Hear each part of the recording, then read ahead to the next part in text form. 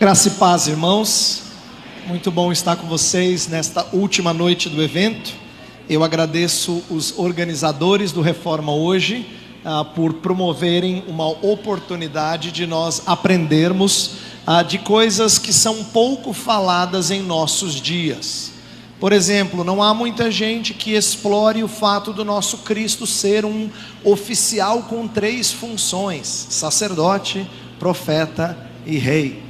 E nesta edição do Reforma Hoje, nós estamos vendo isso, vendo um pouco do que significa Cristo ser esse oficial com 3 funções. E como nós já ouvimos pastor Marcos falar na quinta-feira sobre o sacerdócio de Cristo, ontem eu destaquei a profecia, não é, o Cristo como profeta. Eu quero nessa noite então terminar falando da realeza de Jesus. E eu vou convidar você mais uma vez a abrir a sua Bíblia lá em Isaías 53. Só que agora a gente vai ler os 3 últimos versos do capítulo.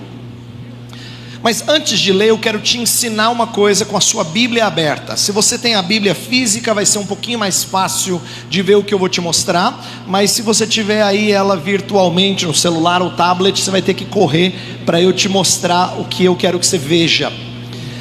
Ontem eu falei brevemente de algo que eu vou explicar melhor hoje. É esse capítulo famoso que começa na verdade no capítulo 53, verso 13 e vai até o 53, 12. É o chamado Cântico do Servo Sofredor. Ele é referido assim por estudiosos, porque ele de fato funciona como uma poesia. E como uma poesia, ele tem 5 estrofes de 3 versos cada. Então se você olhar para versos 13, 14 e 15 do capítulo 52, é a primeira estrofe. 1, 2 e 3 do capítulo 53, segunda estrofe. 4, 5 e 6, terceira estrofe. 7, 8 e 9, quarta estrofe. E o 10 a 12, a quinta estrofe.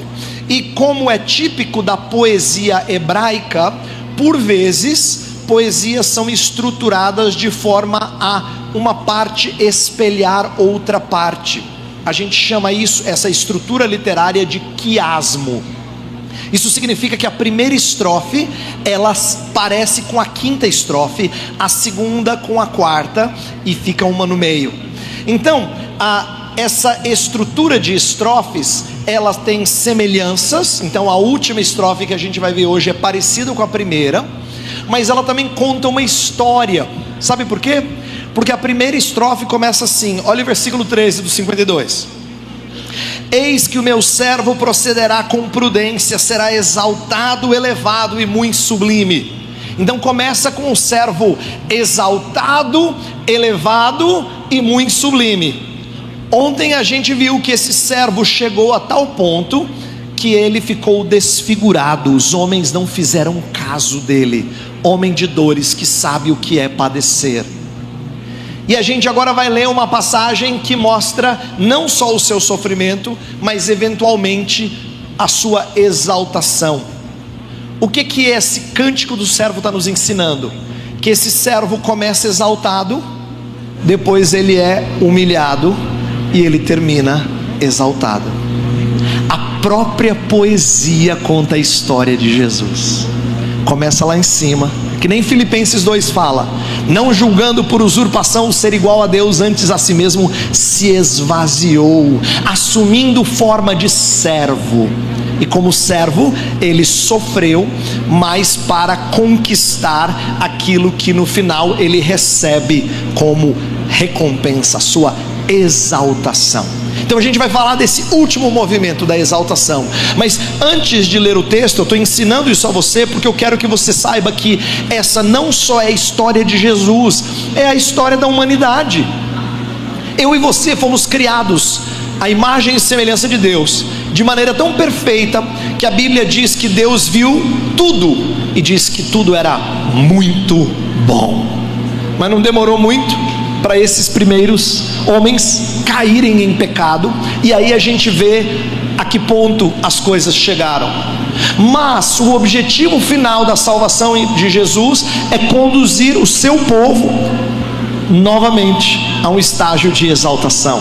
Então a história da humanidade também é uma história de quem começou lá em cima, entrou numa trajetória de pecado e humilhação para depois ser exaltado. Mas não é apenas a história da humanidade, é a história da sua salvação. Jesus falou que você é alguém que, como o mestre sofreu, também sofrerá, mas todo aquele que é humilhado será exaltado. Exatamente. No final, aqueles que estão fiéis a Cristo, mesmo em meio à sua humilhação, serão exaltados. Então o nosso texto vai falar dessa trajetória, do final dessa trajetória, da exaltação de Jesus, mesmo sendo um servo sofredor. Então acompanhe a leitura dos versos 10, 11 e 12 de Isaías 53. Diz assim a palavra do Senhor: todavia ao Senhor agradou moê-lo, fazendo-o enfermar. Quando der ele a sua alma com oferta pelo pecado, verá a sua posteridade e prolongará os seus dias, e a vontade do Senhor prosperará nas suas mãos. Ele verá o fruto do penoso trabalho de sua alma e ficará satisfeito. O meu servo, o justo, com o seu conhecimento, justificará a muitos, porque as iniquidades deles levará sobre si. Por isso, eu lhe darei muitos como a sua parte, e com os poderosos repartirá ele o despojo, porquanto derramou a sua alma na morte. Foi contado com os transgressores, contudo levou sobre si o pecado de muitos, e pelos transgressores intercedeu. Eu quero falar nesta noite sobre a realeza de um Cristo que tem que trilhar o caminho de humilhação para chegar na sua gloriosa exaltação. Essa é a trajetória do Rei Jesus. Ele não chega tendo a coroa colocada sem antes padecer. Ele é exaltado e declarado rei por conta daquilo que ele conquistou mediante o seu sofrimento. Mas antes de a gente chegar nisso, eu quero chamar a sua atenção para uma palavrinha que vai ser chave nesse começo da minha exposição, que é mostrar como essa é uma passagem que fala da satisfação de um Deus que finalmente vai ficar satisfeito, de um servo que vai ver o resultado da sua obra e vai ficar satisfeito. Veja, eu acabei de falar 2 vezes a palavra satisfeito, mas eu não usei no mesmo sentido. Sabe por quê? A gente está muito acostumado a pensar em satisfação como sendo prazer. A gente fala assim: então, você gostou da viagem, do passeio? Está satisfeito? Quando alguém pergunta isso para você, ele está querendo dizer assim: você gostou? Você teve prazer em alguma coisa? E esse é um dos aspectos de satisfação, mas não é o único aspecto presente no texto. Na verdade, eu quero resgatar uma ideia de satisfação que a gente usa menos, mas de vez em quando a gente usa. Quando você come bem e alguém te pergunta assim: você quer mais? Você fala: não, obrigado, eu estou satisfeito. O que você quer dizer? Não é só que você teve prazer, você quer dizer que a comida cumpriu o propósito. Eu tô satisfeito, isto é, eu não estou mais com fome, não precisa mais, eu estou satisfeito. Aqui, satisfação tem mais a ver com cumprir o propósito. Você pode até dizer: tá uma delícia, é um outro tipo de satisfação. Mas antes eu quero falar da satisfação que cumpre o propósito. Sabe por quê? O servo vai ter que satisfazer o seu pai, cumprir o propósito, para ficar satisfeito, ter prazer. E a gente vai ver essas 2 coisas na passagem aqui. Eu quero mostrar para vocês ao longo da minha exposição que o Evangelho satisfaz aquele que se humilha como servo. Jesus vai sofrer essa humilhação, mas não como quem está comendo comida ruim. Ele ficará satisfeito, isto é, ele vai ter prazer. Mas esse prazer, e essa é a primeira coisa que a gente vai ver na primeira parte da mensagem, esse prazer é resultado de cumprir o que lhe é devido. Em outras palavras, porque o servo satisfaz a Deus, ele fica satisfeito. Essa é a primeira coisa que eu quero mostrar no nosso texto. Depois, em segundo lugar, eu quero mostrar como ele conquista certas coisas que se tornam nossas, porque a conquista dele é nosso lucro. Isto é, os benefícios do servo Jesus se tornam os nossos benefícios também. Então a gente vai ter duas partes dessa mensagem. Primeiro eu quero mostrar como é que o servo satisfez a Deus e ficou satisfeito. Olha como é que o nosso texto começa no verso 10. Começa com uma adversativa: todavia ao Senhor agradou o moê-lo. Por que começa com todavia?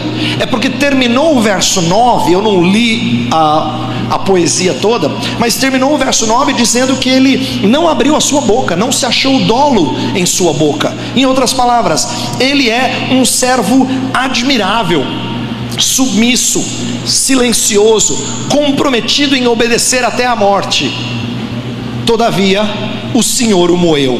Isto é, o sofrimento do servo não é apenas parte da experiência comum, é propósito divino. Não é assim que Jesus sofreu como nós sofremos, não. Jesus sofreu porque o Pai, o Senhor, quis que ele sofresse. Deus quis que fosse assim. Mas talvez você pode perguntar assim: peraí, como é que Deus pode ter prazer? Porque o texto fala: o Senhor agradou moê-lo. Como é que Deus pode ter prazer na morte do seu servo, se a Bíblia diz que Deus não tem prazer na morte do ímpio?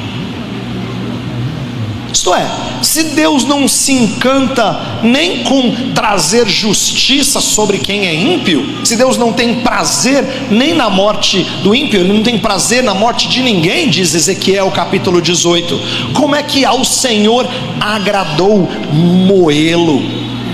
Então é aqui que a gente tem que entender que o sentido não é que Deus tem prazer em infligir dor no seu filho, mas esmagá-lo está em cumprimento do seu propósito. A ênfase aqui é que o Senhor Deus, ele quer fazer isso e ele se deleita em cumprir o seu propósito. Esse agradou é um verbo que em vários lugares da Escritura ele é traduzido por ter prazer, mas a ideia aqui, eu creio, é de que ele quis cumprir um propósito. Não é que Deus se deleita em ver o horror pelo qual passou o seu filho, mas de que ele tem alegria em ver o cumprimento da missão por parte do seu filho. Isso agrada ao Senhor Deus, ainda que seja dolorido. O final do verso 10 diz que a vontade do Senhor prosperará nas suas mãos. A ideia aqui, mais uma vez, é o propósito do Senhor avançou nas mãos do servo. Por quê? Porque ele cumpriu a missão, ele foi o substituto. Ele, no verso 12 diz que ele levou sobre si o pecado de muitos. Aqui é a ideia de levar sobre si, é a ideia do bode expiatório. Lembra que no dia da expiação em Levítico 16, colocava-se a mão em cima de um bode que morria e de outro que era lançado no deserto para ser abandonado. Cristo Jesus é essa figura. Ele é a oferta pelo pecado. Ele é a oferta que cumpre, que satisfaz aquilo que Deus exige por causa dos nossos pecados. Aqui é importante você entender como o nosso Deus, e essa é uma parte, eu acho que pouco enfatizada no nosso meio. Nós gostamos tanto de falar de um Deus amoroso, que a gente perde de vista que a santidade do Senhor requer que o pecado seja punido. Nosso Deus não é um Deus que olha lá de cima e que vê você e diz: tudo bem, vai, vamos passar uma borracha nas suas transgressões, como se nunca tivesse acontecido. O Senhor Deus é tão puro de olhos que Ele não pode tolerar o mal. E a Escritura fala da santidade do Senhor. Lembra a visão de Isaías: santo, santo, santo é o Senhor dos exércitos, toda a terra está cheia da sua glória. A santidade do Senhor fez Isaías se sentir um homem impuro. Ele diz: ai de mim, porque sou um homem de impuros lábios, e eu estou na presença do santo Senhor. Então, queridos, aqui a ideia de que Deus precisa ser satisfeito, a justiça de Deus precisa ser satisfeita. Mas quem é que satisfaz? Não é que o filho satisfaz um pai mau. O próprio Deus enviou o seu filho como prova do seu amor, mas também como glória da sua justiça. Então Deus satisfez a si mesmo quando enviou o seu filho. Irmãos, aqui é importante você entender que a exigência de Deus é cumprida por Jesus. Deus exige que nós sejamos perfeitos, e Cristo o foi. Deus exige que o pecador repare com sacrifício de sangue, e por isso Cristo se tornou oferta pelo pecado. Mas na cruz, Deus não só exige de nós, Ele também exige de si mesmo mostrar sua perfeita justiça e amor. É por isso que Ele não cobra de você, Ele cobra dele. Ele dá daquele que proveio dele, que provém dele. E é nisso que Romanos capítulo 3 fala, para mostrar tanto o seu amor quanto a sua justiça, e se tornar justo e justificador daqueles que creem em Cristo Jesus. Então a cruz, ela é suficiente para Deus. Por quê? Porque Deus foi satisfeito, e a cruz foi abundante para conosco, ela nos satisfez. Por isso que o apóstolo Paulo fala assim: eu prego a Cristo e a Cristo crucificado. Uma coisa eu estou falando, esse é o resumo da minha pregação: Cristo e Ele crucificado. O servo não só satisfez a Deus na passagem, mas ele mesmo ficou satisfeito. Observe como o nosso texto vai colocar algumas coisas sobre o que Deus dá a esse servo e como ele fica feliz.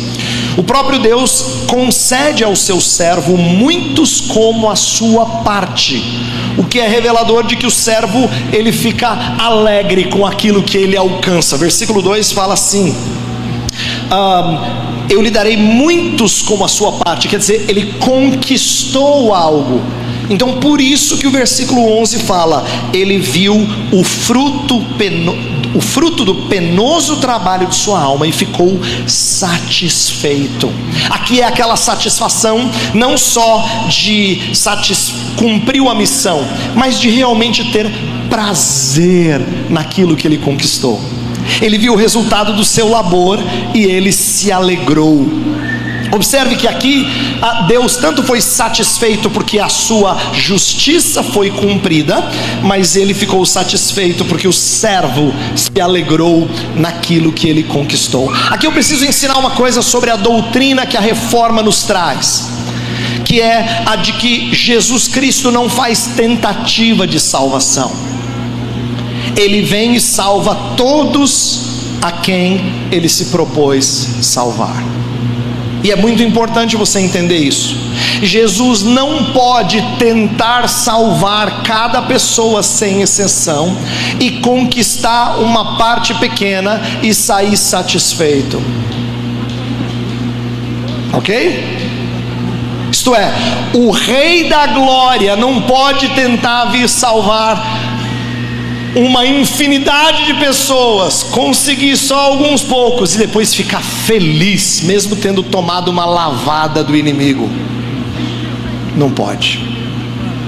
Como é que o servo fica satisfeito? Porque ele realiza perfeitamente o objetivo da sua missão. Ele veio conquistar o seu povo, e ele o fez, e ele conseguiu. Lembra, ele será chamado Jesus porque salvará o seu povo dos pecados deles. Cristo amou a igreja e se entregou por ela. Eu vim buscar e salvar o perdido. Ele não veio fazer tentativa, ele veio realizar. E aquilo que Cristo veio realizar, ele conseguiu realizar. Queridos, saber da eficácia da obra de Jesus faz muita diferença para quem vive num mundo quebrado. Porque tem evangélico aí que acha que vida com Jesus é vida só na bênção, só nas nuvens. Nada disso. A gente vive num mundo em que todo esforço parece inútil. Se você caiu na real, você sabe que muitas vezes você tenta e parece que as coisas não vão. Como é precioso saber que aguardar redenção não é só um sonho, é uma realidade. Ele veio salvar os seus e ele conseguiu, por isso que ele ficou satisfeito. Isto é, Cristo torna os nossos esforços frutíferos por causa da sua conquista. Portanto, não pense que você serve nesse mundo como quem tenta fazer a sua parte e Jesus está lá só olhando para ver se você está indo bem. Você trabalha debaixo da conquista dele, debaixo da vitória dele, mesmo vivendo num mundo quebrado. Deixa eu expandir essa ideia.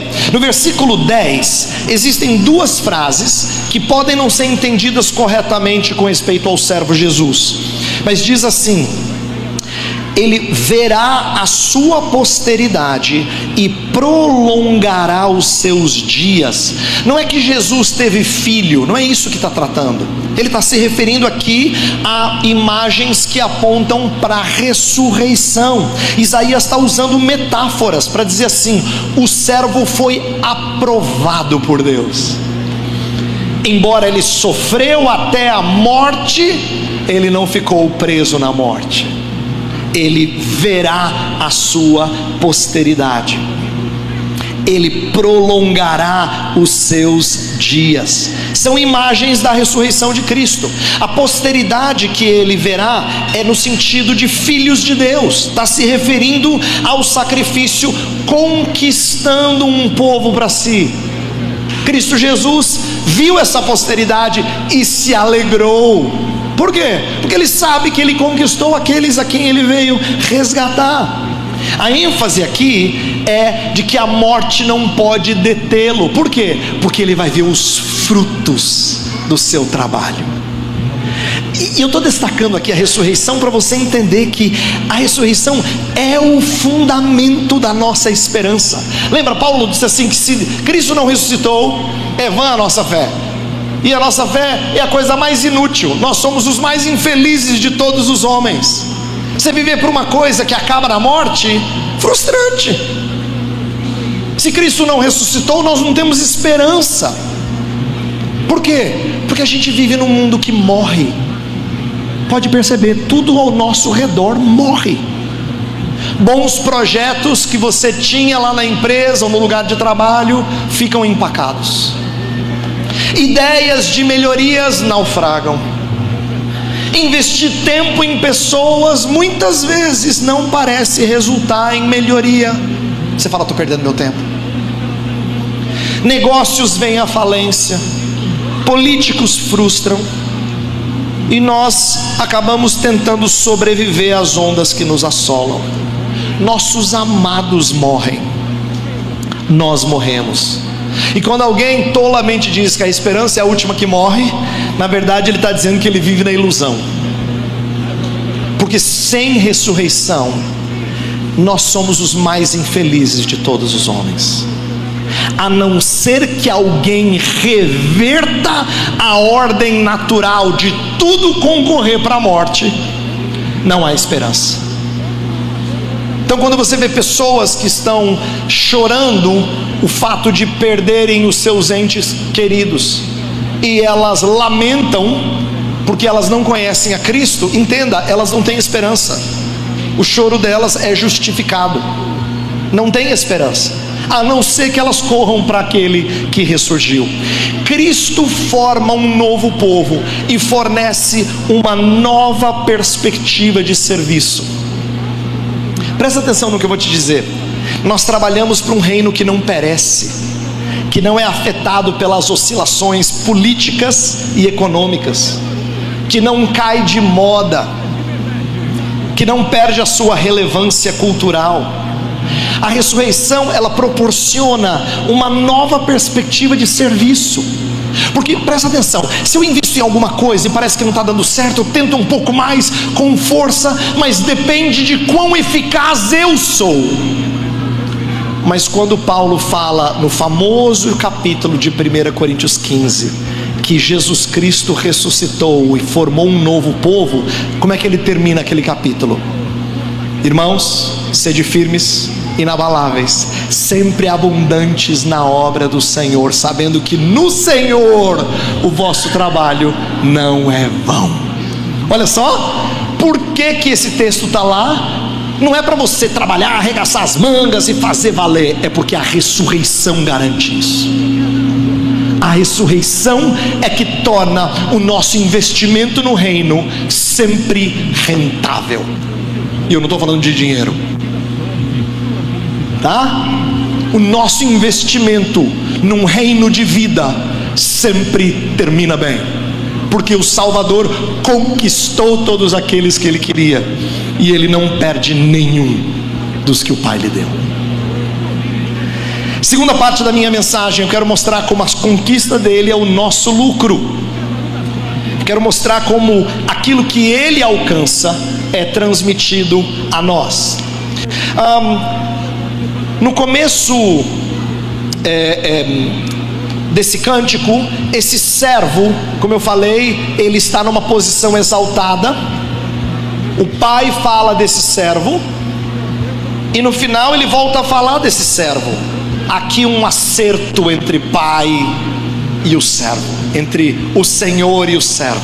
Tanto é que no versículo 11, no meio, ele diz: o meu servo. E depois no início do verso 12 ele diz: por isso eu lhe darei. Ao longo de toda a poesia, o profeta Isaías está falando dele, mas no começo e no final quem fala é o Senhor. E ele fala muito belamente desse servo. Uma das coisas que chama a nossa atenção quando a gente estuda esse texto é que até o versículo 10, o cântico todo é descrito no passado, praticamente todo, com uma exceção só no verso 15. Todos os verbos estão no passado. Mas a partir do verso 10, 11 e 12, nós vemos uma mudança para verbos no futuro. Verá a sua posteridade, prolongará os seus dias, a vontade do Senhor prosperará nas suas mãos, verá o fruto do trabalho de sua alma, ficará satisfeito, justificará a muitos, e por aí vai. Vários verbos no futuro. Na verdade são 9 coisas que ele conquista, todos no futuro. O que isso mostra? Esses são os resultados da obra do servo, que caem sobre os remidos. Esta estrofe que a gente está estudando aqui, final, está falando daquilo que Cristo conquista, é a sua recompensa. Talvez isso seja um pouco estranho para você, porque você acha que eu tenho que servir a Deus sem querer recompensa, mas não é verdade. Hebreus 11 ensina que Deus se alegra com aqueles que creem que Ele existe, e é galardoador dos que o buscam. Isto é, Deus quer que você o procure por aquilo que Ele tem para lhe dar.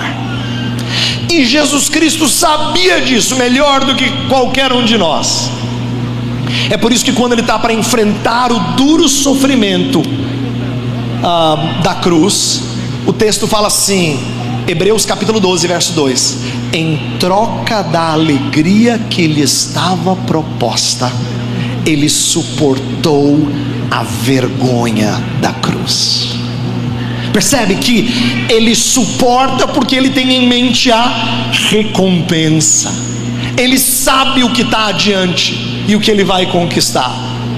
Portanto, não é errado nós vivermos a vida cristã com olhos na linha de chegada. Na verdade, a gente é treinado a fazer isso.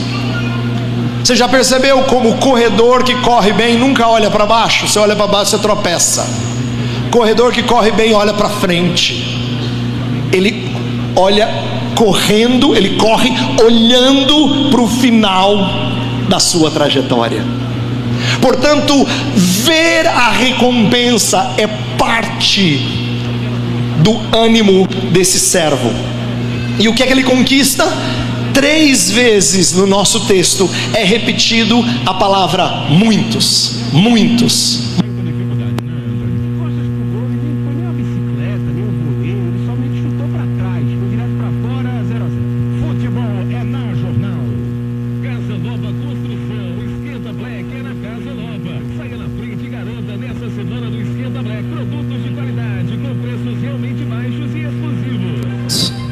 Ele conquista uma quantidade grande de pessoas. Então no versículo 11 diz que o meu servo justificará a muitos. No versículo 12 diz: darei muitos como a sua parte. E depois diz que ele levou sobre si o pecado de muitos. 3 vezes a palavra muitos, para mostrar que a sua obra é triunfante, ela é eficaz. E o que ele faz por esses muitos? Então o nosso texto tem alguns exemplos do que ele faz. Primeiro fala da sua justiça, não uma justiça que amassa, mas uma justiça que o limpa. O versículo 11 fala: o meu servo, o justo, com o seu conhecimento, justificará a muitos. Aqui é uma coisa muito interessante que eu quero destacar para você. Martinho Lutero, antes da sua conversão, lutava com Deus, porque ele lia sobre a justiça de Deus, e ele entendia que a justiça de Deus exigia uma vida correta para que eu fosse recebido por Deus. Então, na sua angústia, vira e mexe, ele falava de como ele se afligia, porque ele, mesmo sendo monge, não conseguia atingir o padrão exigido pela palavra de Deus. Então ele se confessava com o seu mentor, e ele diz posteriormente, no final da sua vida, ele diz assim, que naquela época eu nutria uma fúria velada contra Deus. Isto é, ele estava irado, porque ele pensava assim: se eu que sou monge me dedico às coisas de Deus, não consigo chegar no padrão de Deus, como é que Deus pode exigir um padrão tão impossível dos homens? Até que ele, iluminado pelo Espírito, entendeu que quando Romanos fala da justiça de Deus, não é a justiça que nos amassa e nos condena, é a justiça que nos salva. É como se ele tivesse tirado o peso das costas, que nem na história do peregrino. Ele sentiu leve. Aí ele disse assim: essa mensagem eu preciso anunciar. O nosso texto tem uma coisa muito bonita aqui, que nem sempre é atentada. Por que fala do conhecimento que justifica a muitos? Eu creio que o autor está falando de conhecimento num sentido que vai além do que só o cognitivo. Para o hebreu, conhecer era ter relação próxima de amor com alguém. Eu acho que o texto está dizendo que o servo, com o seu amor, ele justificou a muitos. Isto é, ele foi o preço para que você e eu não tivéssemos dívida. Então ele foi quem legalmente nos declarou isentos de pagamento. Queridos, essa verdade que Martinho Lutero descobriu, ela foi o que moveu a sua vida para começar aquilo que depois se tornou a Reforma Protestante. A doutrina da justificação significa que Cristo é tratado como você merece, e você é tratado como Cristo merece. Que troca, hein? Cristo ser tratado como você merece, para que você seja tratado como Cristo merece. Que doce troca! Que doce troca! Além de justificar a muitos, uma outra coisa que o texto fala é que ele recebeu os despojos. Verso 12 diz: eu lhe darei muitos como a sua parte, e com os poderosos repartirá ele o despojo. O início do verso 12 diz por isso. Por isso funciona como uma conexão com o verso anterior. Significa que se ele levou as iniquidades dele sobre si, ele tem uma recompensa. Por isso ele vai ter muitos como a sua parte. Muitos como a sua parte. Com os poderosos ele vai ter esse despojo. Queridos, eu queria que vocês entendessem essa linguagem como uma linguagem de rei. Eu vou explicar por quê. Você já percebeu como quando Jesus entra em cena nos evangelhos, parece que tem mais demônio aparecendo do que na Bíblia inteira? Já percebeu? É de propósito.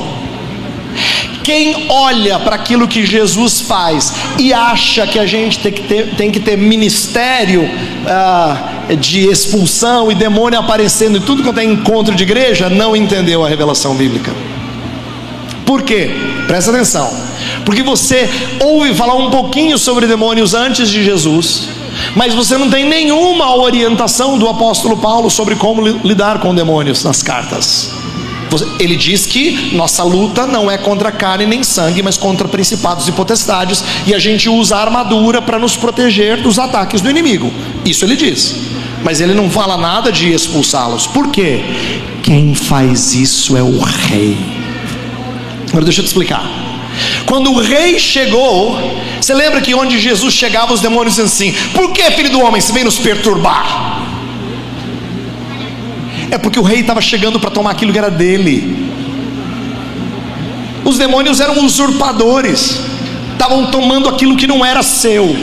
Quando Cristo chegou, ele vai arrancar os usurpadores do seu lugar. É por isso que ele usa uma ilustração. Ele fala assim que Jesus é como aquele que entra na casa do valente, amarra o valente e saqueia a casa do valente. E Cristo diz isso quando ele está expelindo demônios.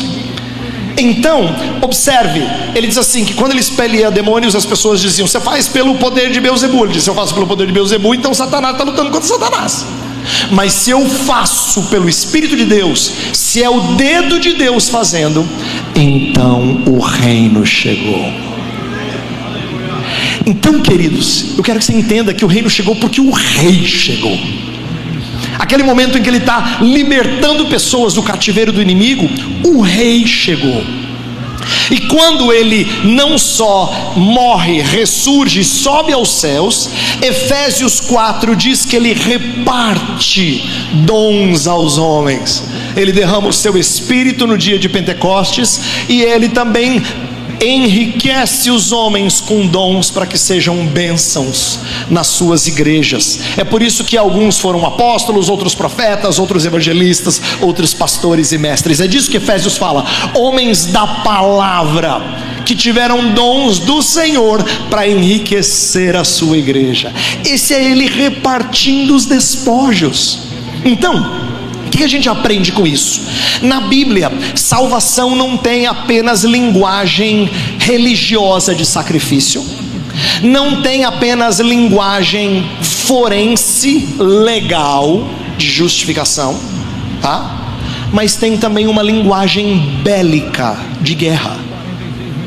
É por isso que Jesus Cristo expõe principados e potestades, triunfando sobre eles na cruz. Colossenses 2 fala disso. Ele diz assim: está na hora de ser julgado o príncipe deste mundo, quando eu for levantado da terra. Então, a sua obra na cruz e ressurreição é triunfo sobre os inimigos. Ele não é apenas o sacerdote que ofereceu o sacrifício, ele não é apenas o profeta que revelou o braço forte do Senhor, mas ele é o rei que triunfou sobre inimigos. Eu estou falando isso para vocês, para você entender que se ele conquista isso, quando ele reparte os despojos, significa que você recebe as bênçãos, porque o Pai aprovou o servo. É como se você recebesse presente, porque você está ligado a Jesus. Eu costumo dizer, e talvez você já tenha tido essa experiência, que nós recebemos esses benefícios de Deus porque a gente é amado por tabela. Você já teve a experiência de ser amado por tabela? Sabe de alguém que gosta muito da sua mãe, ou do seu pai, ou do seu filho, de alguém próximo a você, e quando essa pessoa descobre quem você é, fala, ele gosta de você? Ele imediatamente se inclina a você, ele nem sabe quem você é, não conviveu contigo, mas porque ele gosta da pessoa a quem você está associado, você é amado por tabela. Já teve essa experiência de ser amado por tabela? Deixa eu te explicar. Tem uma história na Bíblia que me comove muito, uma história que eu acho que ensina esse princípio. Você lembra da história em que Saul e Jonatas, Saul era o rei de Israel, Davi estava sendo caçado por Saul, embora ele fosse o rei por direito, Davi não tinha de fato o reino. Saul e Jonatas morrem, Davi é colocado no trono. Quando Davi é colocado no trono, todo mundo pensa assim: agora que ele vai descer a mão de juízo sobre a família de Saul. Mas Davi surpreende, ele pergunta onde estão os familiares de Saul, e aí ele descobre que Jonatas, o seu amigo querido, tinha um filho aleijado, chamado Mefibosete.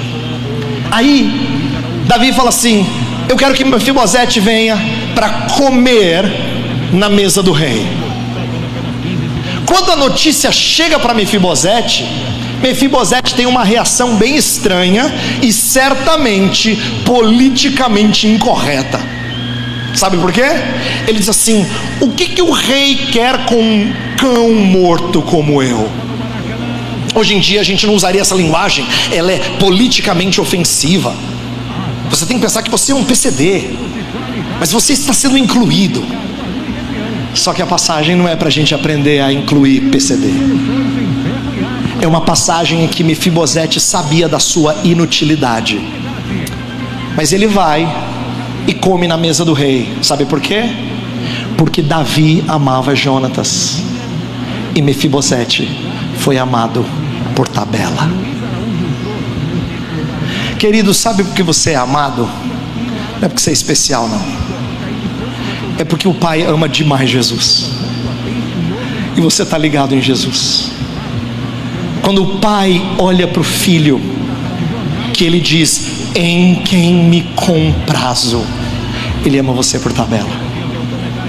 Você é docemente tratado por causa do amor que acontece aqui em cima. Você e eu somos amados por tabela. Esse Cristo se fez transgressor por nós. Olha o que diz o versículo 12: porquanto derramou a sua alma na morte, foi contado com os transgressores, contudo levou sobre si o pecado de muitos e pelos transgressores intercedeu. Essa passagem, esse finalzinho do verso 12, é citado pelo evangelista Lucas, para confirmar que Jesus seria tratado como um criminoso. Embora perfeito, ele seria tratado como um criminoso. Isso significa que Jesus Cristo não só sofreu, presta atenção, ele não só sofreu, ele experimentou um desdém de um custo extra. Ele não só pagou o nosso pecado, ele foi tratado como bandido, como rebelde, como transgressor, ainda que tenha sido o único homem sem pecado da história. Meus irmãos, ser tratado com desdém, ser acusado de alguma coisa que você não fez, é uma das coisas que mais frustra a gente, não é? Você já teve gente te acusando de uma coisa que você sabe que você não fez? Isso não fere o seu orgulho? Você não se sente tremendamente injustiçado? Pois isso Jesus suportou voluntariamente. Ele foi tratado injustamente, zombado em meio a tudo isso, e ainda assim não defendeu a sua causa. Então, da próxima vez que você estiver sofrendo, falando com seu Deus, não pense que o seu Deus não entende o seu sofrimento. Ele não só entende, ele foi mais longe do que você jamais foi. Ele foi mais longe do que você jamais foi. O autor aos Hebreus diz que ele se tornou semelhante a nós nas aflições, para se compadecer de nós. Porém, como se não fosse belo o suficiente, ele descer até nós a gente pode concluir que ele sofreu dor e desprezo ímpares. O puríssimo foi tratado como malfeitor, o justo foi tratado como rebelde. Ele desceu mais baixo do que jamais outro homem desceu. Ontem eu falei que cada um de nós que sofre neste mundo, ainda que sofra injustiças, sofre menos do que deveria sofrer. Cristo é aquele que não tinha de sofrer nada e sofreu mais do que qualquer outro homem pode sofrer nesta vida. Nós não podemos compreender o sofrimento dele, não plenamente. Mas o evangelista Lucas continua a história dele e mostra uma conexão com o finalzinho do texto, que fala que ele, pelos transgressores, intercedeu. Eu quero terminar com essa ideia, porque interceder pelos transgressores significa que ele complementa a conquista com a súplica por eles. Quando Lucas vai contando a história de Jesus, mostra que Jesus não só foi contado entre os malfeitores, mas intercedeu por malfeitores.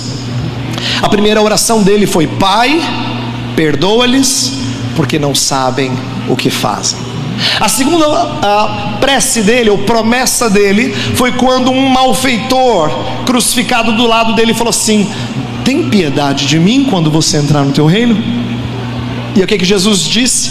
Ele mostrou: em verdade te digo que hoje estarás comigo no paraíso. Em outras palavras, ele intercedeu e garantiu àquele criminoso um lugar no reino. Aqui a ideia de que o servo intercede pelos transgressores é uma ação contínua.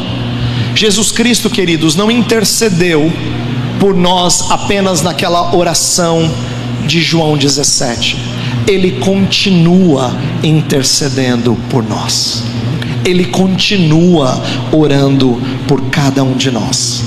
Sabe, eu preciso dizer essas verdades a você, porque nós frequentemente falamos com pessoas e dizemos assim: ore por mim, eu estou passando por um momento difícil. E é muito bom quando os nossos irmãos oram por nós. Mas pessoas que oram por nós às vezes são atendidas por Deus e às vezes não. Já pensou se você tivesse alguém que ora por você que sempre é atendido? Você tem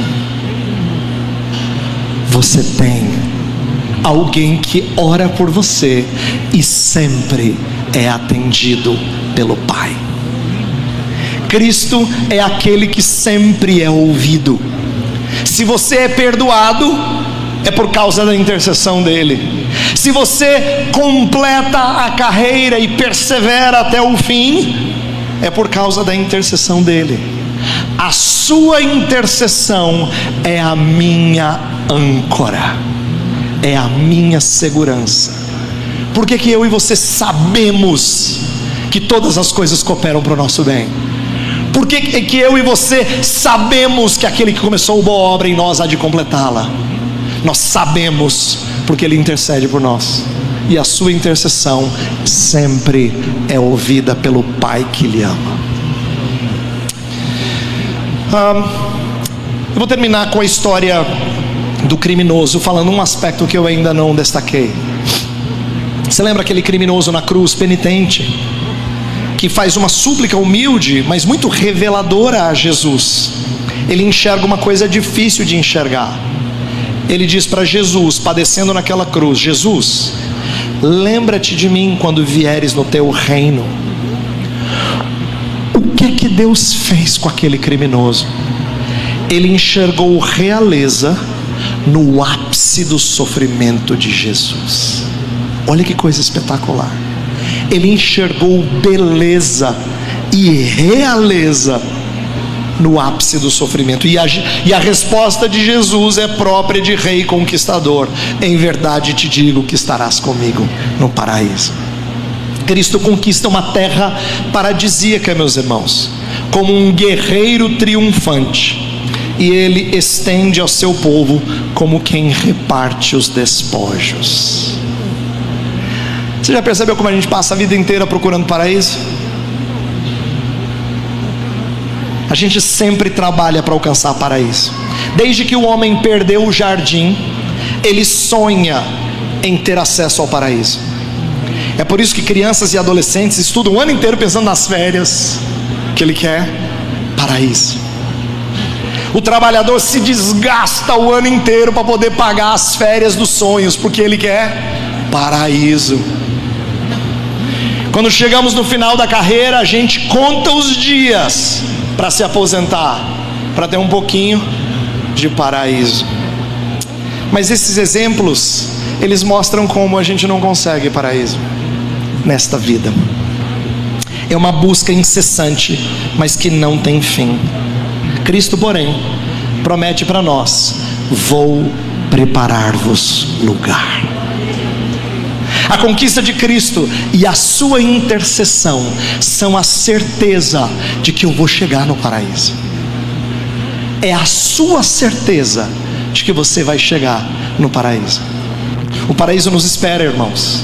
Anseie por isso e ore ao Senhor Jesus hoje. Maranata, vem Senhor Jesus. Vamos orar.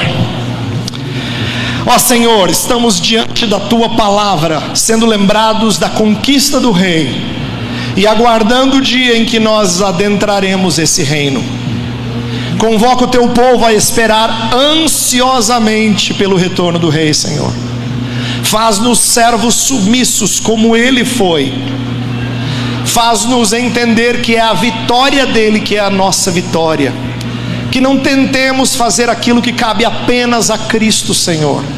Retira de nós todo tipo de esforço vão. Nós precisamos confiar em Cristo e em Cristo somente. Então ensina aos meus irmãos nesta noite, Senhor, cultiva em nós nesses dias a lembrança de que o legado da reforma é para que nós não coloquemos nada junto de Cristo, que não tiremos da sua glória, que não roubemos aquilo que é próprio do seu louvor. Dá ao teu povo amor por Cristo e por Ele somente. Incendeia os nossos corações, Senhor, e faz-nos expressar hoje à noite o quanto nós queremos a Cristo. Maranata, vem Senhor Jesus. Amém.